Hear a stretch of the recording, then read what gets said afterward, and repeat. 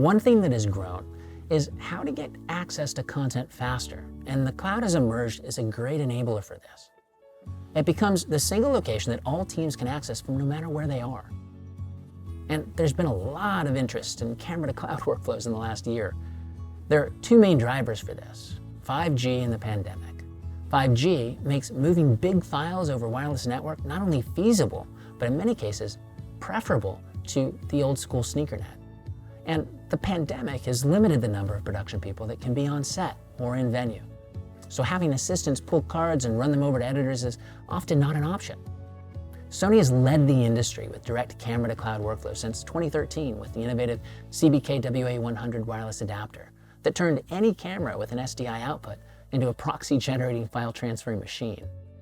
And we followed that up by embedding those same wireless features directly into our most popular camera lines. And we released mobile apps that connect to our various cloud services. But we've heard from our customers that having multiple ways to connect our cameras and services is inefficient and can cause some workflow difficulties. Well, we've listened, and I'm pleased to announce the upcoming launch of Sony's Camera Gateway app, a single mobile application that connects our cameras with all of our services, built with the ease of mind in use, and it works across both Android and iOS platforms. This simple but powerful app will allow anyone, from a camera operator to an assistant, to send files or streams anywhere in real time. It can connect directly into C as well as C3 Portal to take advantage of cloud-native production workflows. Look for this to be released in early next year.